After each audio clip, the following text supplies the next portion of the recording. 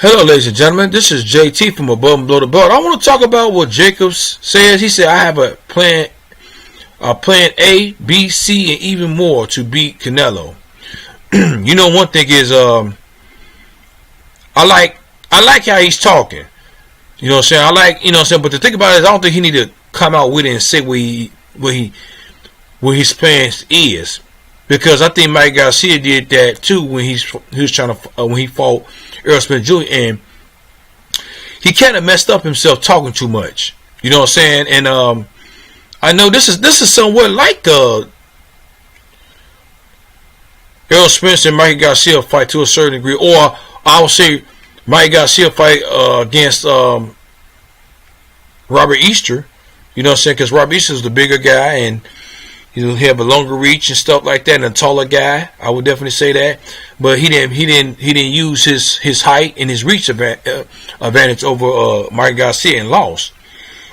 So I think that Daniel Jacobs, hopefully, if he plan it out right and do what and stick to the game plan, whatever, he might come out with a win. You know what I'm saying? And we definitely got to see. But at the same time, Mike Garcia, I know this is not about Mike Garcia, but Mike Garcia, if you know what I'm saying, to be an elite fighter, whatever, to be a great fighter, you have to have instead of you have a A plan, you need to have a B plan too, and a C plan. You know what I'm saying? That's why he didn't beat Earl Spence Jr. or not even. He didn't even. It was even a competitive fight. You know what I'm saying? So, but this fight, hopefully, it'll be a good fight, and more power to both of them at the same time. But it was one thing that he says. He says there is very little you can think about. It will be a fight, and then you can say that you can do it one or the other. I hope to explore some of these things, and I know that he will also offer the best of himself. But it is to overlook some of his flaws. With my team, we have created not only a plan B, plan A, plan B, plan C, but some plans to explore the weakness of Canelo.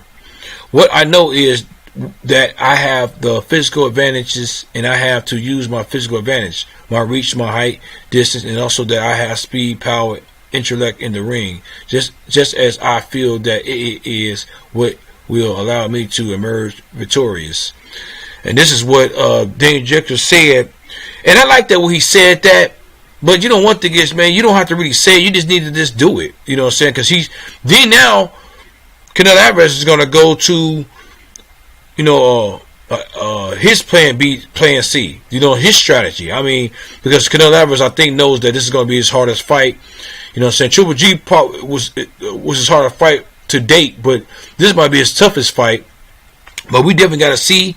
I know Canelo got a chin, man, and he got his upper body is really great. I'm gonna say that. But he haven't been on the canvas yet, and I don't plan on seeing him on the canvas or whatever. You never know. But being knocked out, I don't think that's gonna happen. I don't think Daniel Jacobs is gonna get knocked out in this fight either. He might go down in this fight because he has been on the canvas too at the same time.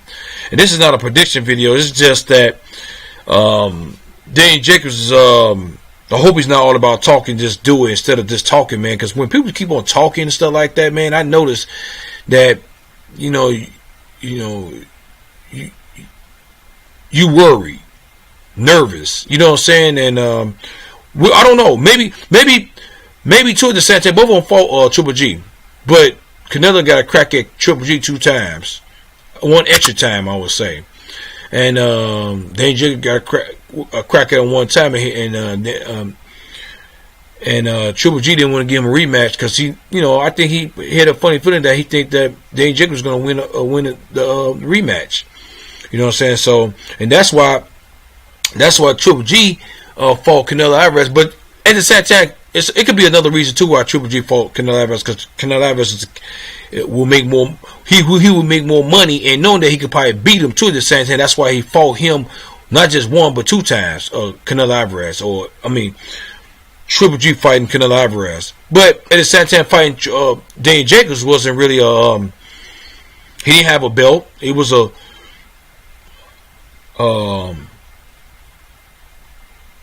a low reward and high risk. You know what I'm saying? With fighting Daniel Jacobs. So I can understand a little bit what Triple G was coming from a little bit, or what his strategy was. His team was strategy was planning to get money, and of course try to get and try to keep his record undefeated. But it didn't happen that way. So at the end of the day, man, he got his money though. I would definitely say that, because like I say, it's 90% about business, man, money, and 10% in the ring purpose. So I'm gonna keep on saying that. So at the same time, man, what y'all think about what Jake was talking about? He got a plan A, B, C, even more to beat Canelo Alvarez. You know what I'm saying? Because I think Canelo Alvarez has a plan B, A, B, and C plan too, even more to try to beat Daniel Jacobs. This is going to be an interesting fight. You know what I'm saying? I hope it be a real. I hope it don't be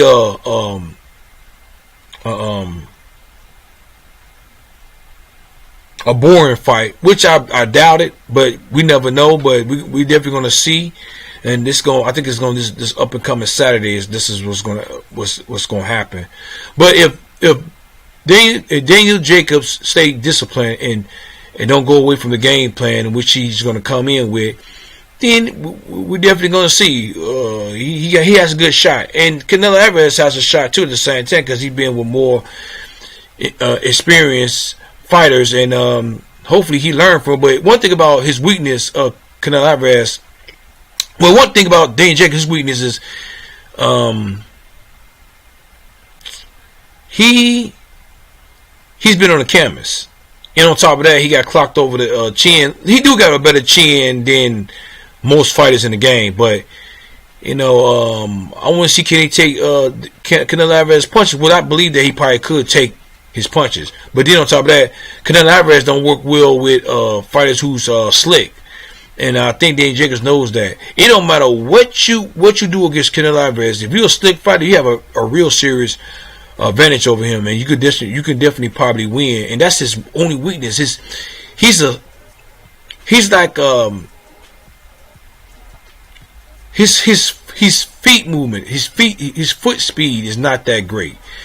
He paced himself, which is great to a certain degree, because he want his stamina. He has okay stamina, but not great stamina. You know what I'm saying? So that's one thing about his weakness too. At the same time, so I mean, both of these fighters got weakness and flaws and stuff like that. But it's all about who exploit who get to somebody's weakness and flaws. You know what I'm saying? And capitalize on it. But we definitely see. What y'all think about this? What y'all think about what Daniel Jacobs is talking about, and what y'all think about this fight? If you have any comment, leave a comment at the bottom of my page. Subscribe to my page, like my page, hit the notification bell for new videos from me. This is JT from Above Below the Belt. All right, bye.